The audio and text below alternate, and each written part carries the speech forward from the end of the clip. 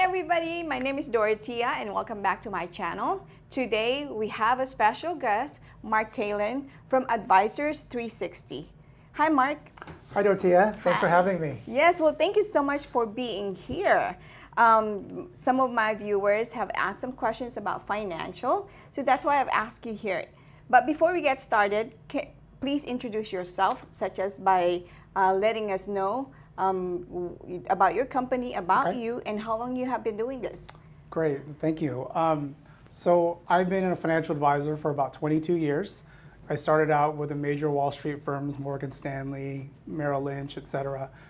10 years ago, I founded Advisors 360. So I'm a fully licensed advisor, so I've got all my series exams and financial planning designations, etc. Wow. Yeah. Yes. Now, are you, is this your company, the 360? It is. Advisors 360 is my own company. We're based out of Morgan Hill, California.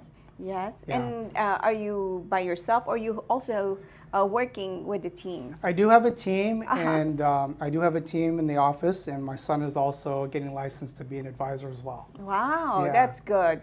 Now, as an advisor, what do you do and what do you offer to customers? So primarily what we focus on is private wealth management, which entails comprehensive financial planning, which means that we look at all of the assets, we match their goals, we look at clients' objectives, risk tolerance, et cetera. So what we're trying to do is build a financial profile to start, right? So it's not just investments, it's really goal-based. So we're looking at clients on where they are today and where they want to be in the future. Maybe they're shooting to retire early, which is the common type of client that we work with. Right. So through software, what we do is we initially get to meet with them, understand the dynamics of their family, and then we build a dynamic financial plan around that. Part of that process is looking at what estate planning documents they have in place, living trust, healthcare directives and so forth. We also do asset management, looking at risk tolerance, looking at what they're invested in. Right. We do insurance audits. We really make sure that we have a really good comprehensive view of where they're at Wow. today. So you actually look at everything overall. Yes. Of what they have and where they're at. Right. Yeah. So the next question is, how often do you meet with your clients and what does a typical meeting look like? Yeah, so a new client we tend to engage with a lot more frequently in the first couple of years because we really need to understand the dynamics, right? They may say one thing and then after working with them, they may not be as risk averse as they think, right? They may come in saying, I'm okay with, when it comes to investments, I'm okay with volatility, meaning that if their accounts drop 20, 30%, they say they can handle that. But when actually that happens, and sometimes clients, we find that they're a little bit more uncomfortable with that. So in the beginning stage, it's really about building that relationship and rapport, understanding what's important to them and how they react, right? Because we may come up with an initial plan and they agree to that, but then 3 months later, market changes, their situation changes. So the plans we build need to be very flexible because things change, right? Right. Job loss can affect that. Maybe they retire early. Maybe there's an inheritance that comes into play, right? Or a job change. So the financial plans are meant to be dynamic in nature so that we can change and adapt to our clients, right? Once I would say it takes a couple years to really get them on the same page. And then once we're there, clients come in once a quarter, every 6 months, once a year. It really depends on, how frequently they want to come in. And of course, if they're along the way, if there's anything that happens that we need to update the plan or make adjustments to, then we do that right away. And as an example, clients in retirement, sometimes they come in and say, hey, we want to buy an investment property. Does this make sense for us? Is this a smart financial decision? Or we've got a wedding that's coming up. Can we afford $50,000 towards that wedding? So, again, once we've got that base plan, in the beginning we identify the goals at that time, but a few years later, it may change, right? It may change, It may change, and so we need to be flexible, and that's why that financial planning is not just a one-time thing.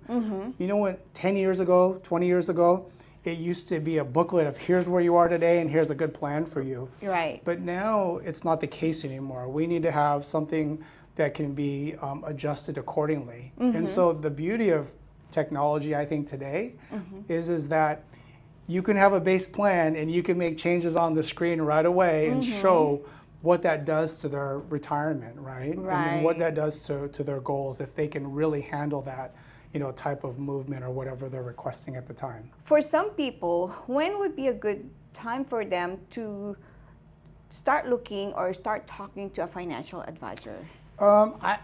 Me personally, I think that clients should start the sooner the better, right? We've got clients that engage with us as early as their mid-20s to early 30s, right? Now, the typical one tends to be 45 to 50 is when they first start engaging with advisors. Right. But I think the key for a lot of clients is starting early, right? Age is very important, right? If you start investing in your 20s as opposed to your 40s, you're way ahead of the game, right? Right. Because what happens is your money compounds. You make decisions that really benefit you 10, 20 years from now, right? So I think that's key is there's a lot of things to plan for. That first house, college education, family planning, right? So there's milestones along the way that needs planning. Somebody that's 30 is not going to have the same, concerns or goals at 60, right? It's going to be very different. But if we can engage with them early enough, right, then I think that they're going to be more successful. So my practice in particular, it's multi-generational, which means that a lot of the clients I've had over 20 years. So when I met them, they were in their mid 60s or early 70s. And now they're in their 90s or they've passed on. And through that process, of course, we got to know their family. So when they passed, we knew exactly what their plans were for the next generation, for their children, right? And then for their grandchildren, right? So multi-generations, and each step along the way, the profile changes because their kids' needs are different than their parents' needs, right? And then assets are different too because there's a huge wealth transfer going on these days, right? So with real estate in California, with assets that they've had, they're in their 90s now. Right. Maybe it was $500,000 at 60, but over 30 years, it's grown to $2, $3, $4 million.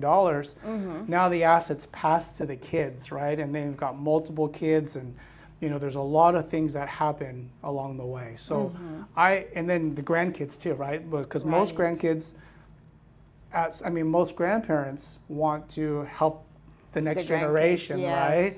So we see that in planning for college, down payment for houses. It's so expensive in the Bay Area. How does a first-time home buyer buy a $1.2, $1.5 million house without the help of parents or grandparents these days? It's really difficult. Yeah. Yes, I agree on that. And also, but let's say for someone who doesn't have that much assets and they're just starting, they just got a new job. Do you think that is someone that should start talking to a financial advisor? I do because, they've got things that they're thinking about right away, right? When they get that first job, one of the first things they have to make decisions on is 401k deferrals. Should it be a Roth? Should it be a regular 401k?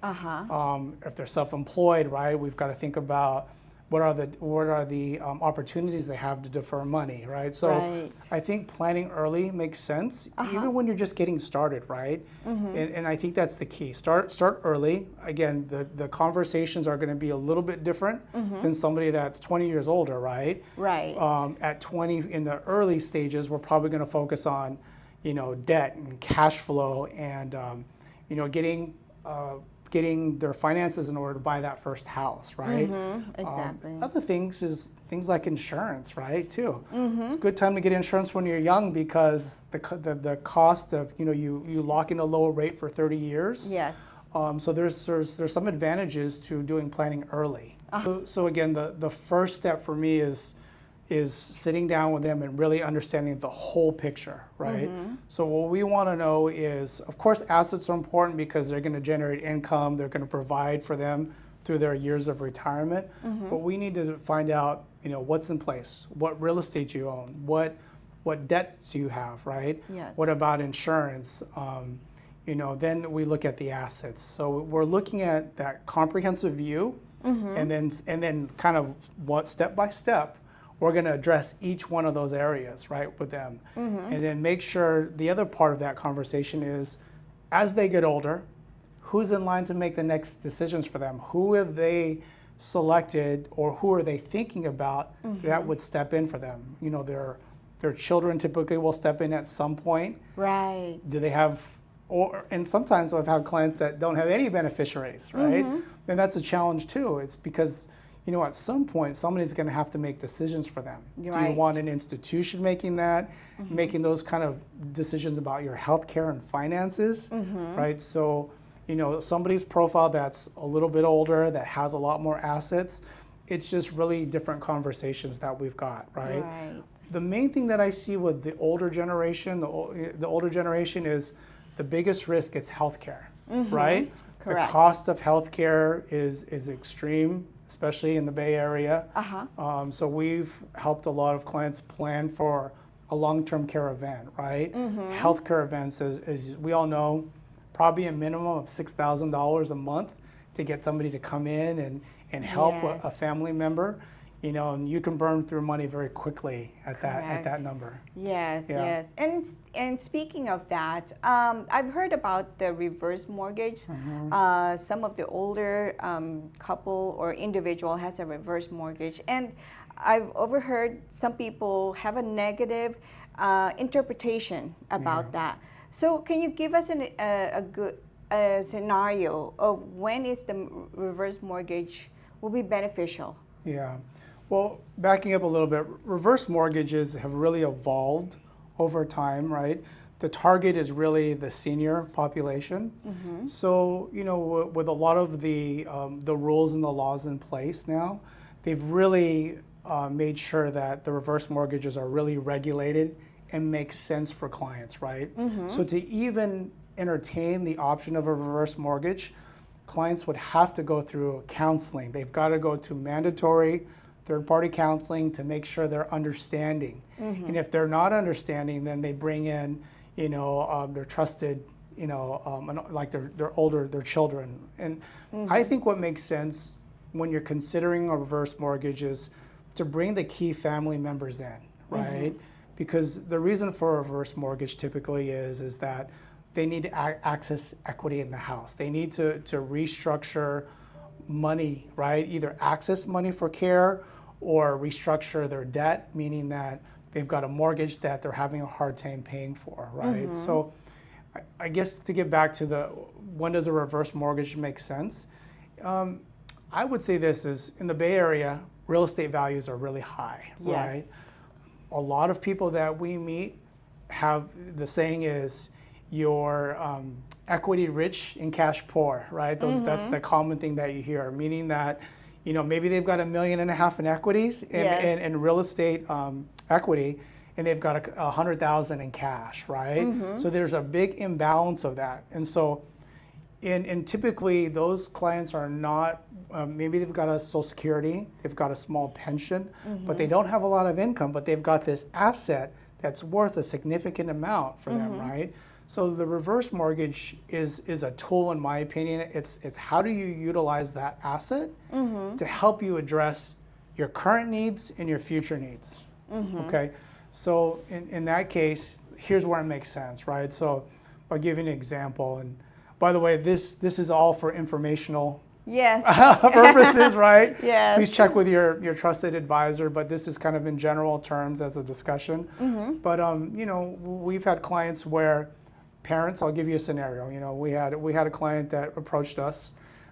Parents had, you know, a few $100,000 in assets, but their cost of care monthly was $11,000 a month, right? $11,000 a month with $200,000 in assets. It's not going to last more than 2 years, right?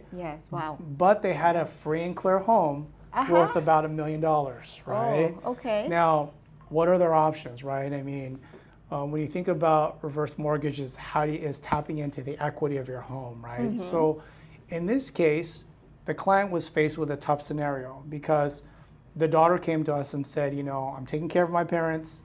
I don't know how long we're not gonna be able to sustain this level of expense for very long. So a reverse mortgage was presented as an option to say, Well, a reverse mortgage would allow you to access the equity in your home. Typically, it's maybe 65, 70% of the equity in the home they have access to. So then they could use that money in the reverse mortgage to give them the runway to pay for the care for their parents. Nice. Through 4 to 6 years, right? And given their parents are in their 90s, in this case they were in their 90s, it made sense to that. It made sense to, they had an asset. They didn't want the state to take over for their parents, right? And put them in a Medicare bed essentially, right? And take care of that. They wanted them to be comfortable, to be in their own home, to be able to extend that period of time where they can be taken care of at home. And so, those are situations where a reverse mortgage makes sense, because otherwise they would have went through the $200,000. After that, who's going to pay the health caregivers, right? Right. The state would have to step in. And if the state steps in, they go to a Medicare bed, and then at their demise, the state's going to come and sell that property and take that equity anyway. So in this case, the reverse mortgage made sense because they can control that narrative now. Nice. They're the ones that can, make the call and control the whole thing and make their parents comfortable. So I think that's a scenario where it really didn't make sense, right? To do a reverse mortgage. What other options, did they have? Right. So you look at that overall, on what they have and what they can utilize. Yeah. Do you also look at, I think you mentioned this already, but you also look at the tax implication, right? Yeah. So, not to get into the taxes too much, we're not CPAs, right? Okay. Yes. But yes, you're essentially taking a loan from your property, right? Is really what it is. Yes. So you're not paying taxes on that money while that money's coming out, right? To use for care. Okay. Yeah, and eventually what happens is here's the other side of it too is, let's say the parents live a period of time and they utilize all 700,000, right? Yes. The beneficiaries at that point, let's talk about that for a minute, because I think this is important, because I think this is where the beneficiaries really also, or the children, need to understand. Okay, yes, definitely. Need to understand the options. And, for them, at any point in time, you can pay that reverse mortgage off, right? If they wanted to get their own financing and pay that off, they could pay that reverse mortgage off. What tends to happen though is at the passing of the last parent, the children typically can come in, sell that house for, let's say it sold for 1.2, right? Okay. 10 years from now, and the balance on it was 700,000. It's just like any other loan. So they don't lose control of the house. Okay. They still build equity as that property value goes up. Wow. The flip side of that is somebody might say, what if property drops like it did in 08, right? So these are what they call non-recourse loans. So if they owed $700,000 on their reverse mortgage, parents passed away and the home was worth $500,000, they would just be zero. They don't owe the bank anything. Nice. Because there's what's called FHA insurance that they pay a premium to cover if the house is underwater. If that makes sense. Yeah, that's the thing about it is, I think there's a lot of misconceptions about it. You never lose control of the house. You still own the house, right? Your name's on title, everything's the same. It's just there's a lien on the house, which is the reverse mortgage loan, right? So there's not a negative from my perspective. Yes. You're not losing control. You can pay it off any time. In a lot of families, this is the one option they have. There's no other way to access that equity. Right. They couldn't get a traditional loan typically because they don't have the income. Yes. Right. Yes. And so a lot of times families will say, well, here's the crossroad.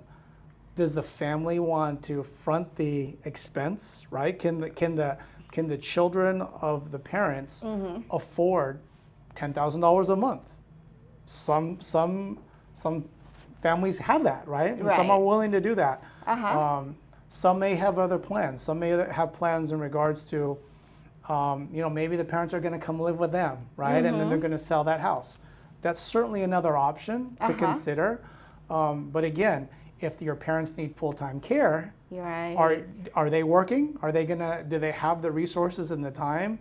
Are they going to need some relief, right? So, you know, it really depends on the scenario of the family. You know, what's the how much care do they really need, right? And that'll determine, you know, it's case by case. Yes. So that's good that it seems like besides your client that you're talking to, also the relatives are included in that conversation.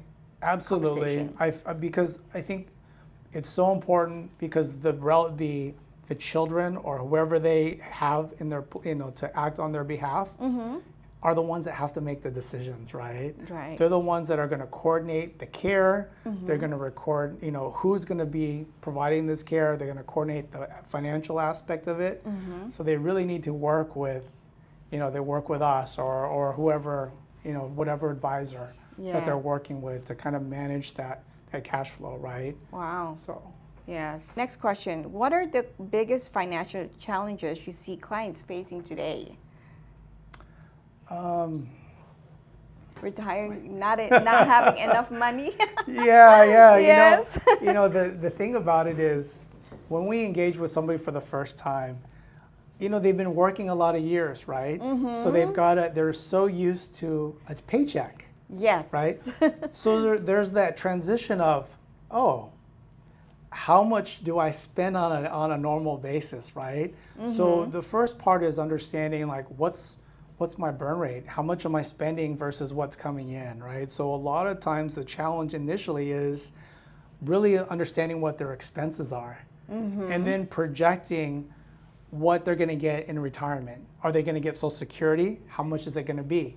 Does it make sense to draw it now or wait to full retirement? What's my pension going to be? Should I choose a pension that's for both my husband and wife joint life, which is going to be lower than just my life, right? Just one life, right? So, you know, what about my investments? You know, I've got a very high concentration in investments that are growing, that have done really well. But how does that translate into monthly income, right? Right. And what do you transition those assets? Because in retirement, the worst thing is, remember, in retirement typically is 30 years, right? 25 to 30 years now with life expectancy. Yes. So somebody retiring at 65, that money it's got to last them for 30 years. So what are they, you know, how do you position the assets to be able to last that long? So Social Security, pension, my investment assets, right? Insurance. So what are the things that I have in place to be able to make sure I can make it through retirement without running out of money? That's where financial planning comes in. That's where we talk about, you know, we have to look at things like inflation. What's the cost of living? We have to look at things like, what if the markets are terrible for 3 years? Right. So the volatility, what if the market drops 20%, right? Or more, right? And what if the market goes up? And what if our expenses are changing? You know, Yes. all those factors, I think, you know, clients really, it's a lot of information. And so I think the biggest challenge they face is they've not been through the process of somebody seeing like what they can't anticipate, right? Until they meet with somebody, I think an advisor typically that's experienced that, right? Right. Because they need to know, like, you know, you're probably gonna have a long-term care event, right? Because statistically it's very high, which means that if it's a 3-year event and it's going to be $200,000, how do we plan for that for not just one of you, for both of you? You know, what are the things that can happen in retirement? So it's really important, I think, that, you know, clients sometimes just don't know what they don't know until they've gone through the process. And so what we spend a lot of time with is, you know, we do this thing that's called an asset map. And so we build out on one page of kind of all the assets, all the income, assets, liabilities. And then we talk about all these different components. Like, this is what you're probably going to see based on our experience. Let's plan for it.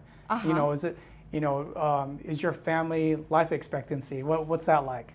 Some clients the other day told me both their parents living in their 90s. Wow. And I'm looking at them thinking, she's 63, 65. That's 25, 30 years in retirement. This money's got to stretch, right? Yes, yes. So, you know, what's sustainable? Those are the things that, you know, people just really need to really be realistic with their expectations, right? Of, you know, where are we? What can we afford? and what are the risks going forward. And if you go into retirement, you know, you don't want to have to come back to work. Right? Yes. You don't want to be yes. 10 years in retirement and say, oh, I went through all my money, right?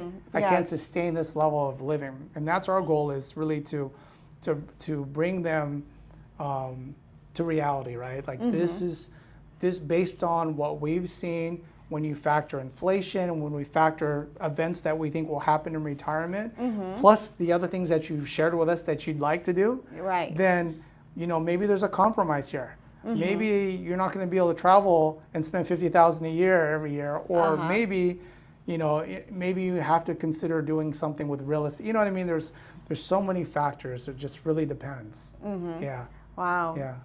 Now, I'd say one more thing. Sure. So we classify things as needs and wants, right? Oh, yes. So when we're setting up goals for them, it's like, okay, we know you need to have this to meet your monthly expenses, and we know you're going to need this. You're going to need a new roof a new car every 6 years, and but maybe this discretionary, right? Maybe the wants are, I want that beach house, and I want to travel, and I want to do this, right? When we look at all, well, we can tell them realistically, okay, you can reach these goals, but maybe your investments are going to have to perform well. Yes. If they don't perform well, then these go by the wayside. We need to make sure we're protecting your needs first. So. Yes. So how many, do you get a lot of clients that you show them the path to the correct retirement? Yes. But then sometimes your client of yours would say, you know what, I still want to do this. Yeah. Do you meet some people like that? I do. You do?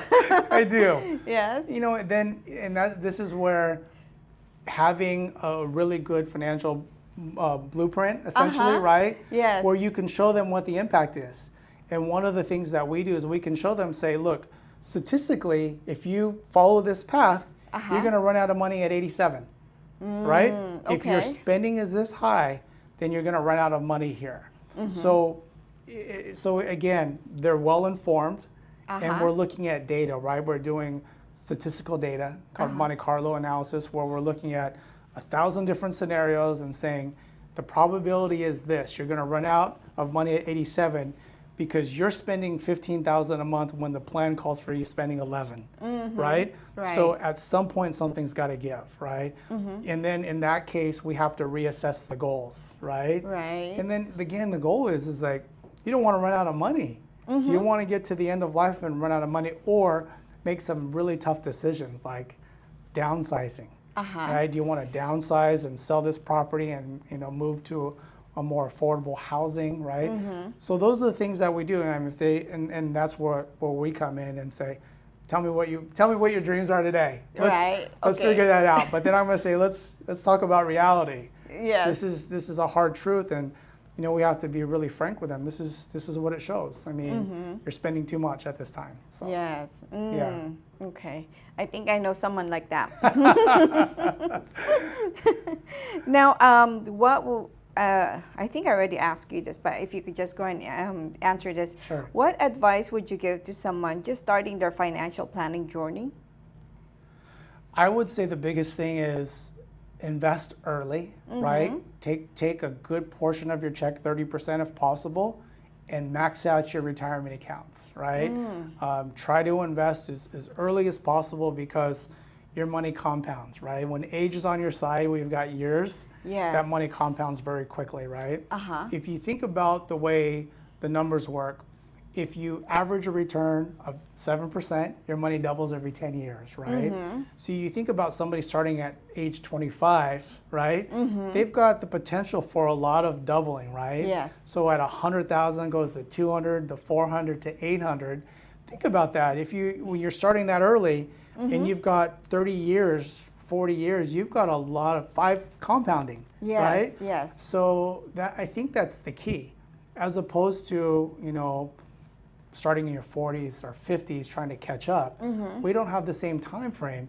Plus, we can't be as aggressive because if the markets drop 30, 40%, we don't want to keep working until in our 70s, right? So I think that's the key is, learn to be disciplined with investing right away. Yes. Right? Yes, and you also not just advising your client to just look at stocks. Do you also advise them to consider like the real estate Absolutely, yeah. or In my experience, when I meet really successful individuals, typically they have a combination of both, right? Combination of real estate and investment assets, right? Okay. Typically 401ks or money they've invested after the fact. Maybe they've got stock options they've put into portfolios. To us, again, it's about diversifying your income, right? So if you've got a combination of rental income and Right. investment income combined, it should be much more stable going forward. So, the early on, it's really about planning to build wealth, right? And so we want to engage with clients early so that we can help them make the right decisions to build wealth, whether that's in real estate or investments or a combination of both, right?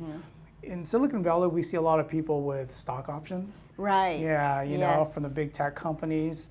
So, a lot of times we'll find people that have a lot of stock in one company. Challenging, right? It's like, you believe in the company because you work there. Yes. You know what I mean, right? So, of course, you've got skin in the game. So you've got a lot of belief in that. But at some point, it's still an investment that carries a lot of risk, whatever that Yes. is. So at some point, you need to, how do you take advantage of stock options, right? How do you leverage that to buy real estate, Right. to diversify a portfolio that's much more diversified, right? That's safer and more steady, right? Because Right. stock can drop quickly, right? Yes. Stock can drop 40% and, very fast. And so at some point there has to be a strategy to take individual stock and maximize what you can do with that. Yeah. Yes. So after talking about for someone who are young, who has plenty of time to invest, now what about the people who are at their 50s and they have limited funds to invest? Is that too late for them to invest? I don't think it's too late, right? But I definitely think they need to be in front of an advisor, right? Because we really need to understand like where they are at now. Let's really sit down and do an analysis of where you are. So that way we can map out the next 10 to 15 years because it's critical. It's like if you don't do the right things in the next right now, your future's at jeopardy, or what your retirement's at jeopardy, right? So, we actually we see that a lot. Somebody Yes. comes in and they've never had a financial advisor, and they're getting close to retirement. They're like in their 60s, right, early Wow. 60s, and they're like, should we draw Social Security now? This is what we've done, and as I look at that, I think, I'm going to do the best I can with them now, right? And the circumstances are a little bit different. The options are different at 60 than at 50. If I've got a 10-year plus window, I've got time to really build out and plan. We've got time for maybe 1 or 2 compoundings, right? So I think that's key. Is there anything else you think people should know about financial planning or working with an advisor?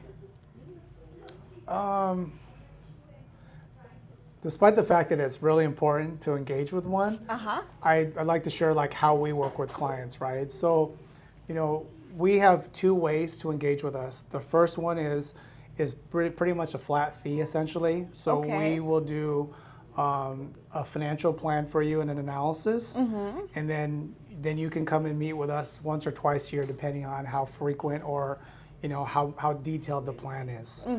The other part to engage with us is we actually, when we start to manage assets for you, and you become a private wealth client, then it's not a flat fee. It's that ongoing, financial planning and asset management. Got it. Yeah. Got it. Now, speaking of financial planning, are we talking about the investment, like the stocks and the retirement?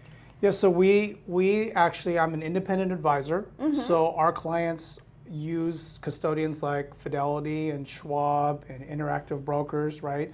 That's where their assets are held. But as investment advisors, we're able to manage those assets on behalf of our clients, right? Got it. So we will do the review of the investments. We'll make recommendations accordingly. We'll build portfolios. The advantage of an independent advisor is that we work with all the big firms and the boutique firms. So you could have JP Morgan and Fidelity and Merrill Lynch and Goldman Sachs in your portfolio. So we can construct portfolios that are customized to our clients using the best money managers, some of the top money managers in the world, as opposed to if you work for an institution, you're going to use, their portfolios and so forth. So, we really pride ourselves in being able to utilize all the best tools in the world, right? Put them together for our clients and build portfolios for them. Nice. And then once we do that, that's part of what we do as a private client. We're managing assets and risk. We're making recommendations because at some point those investments need to change to produce income, right? So sometimes when we're solving for that, investments are part of that story, right? We have to restructure the investments to pay dividends. Sometimes annuities come into play, right? Because I think annuities offer some mitigation of risk. So we do incorporate annuities depending on the client's comfort level with the market. If they want no risk and they want very steady, we can offer that solution. But we tend to do a blend of both, right? Because we think that annuities have a fit in some portfolios as a part of it, but it shouldn't be 100%. As well as stocks and bonds and mutual funds and so forth, they shouldn't be 100% of the portfolio too. So we build these strategies for clients. Nice. Yeah. Yes.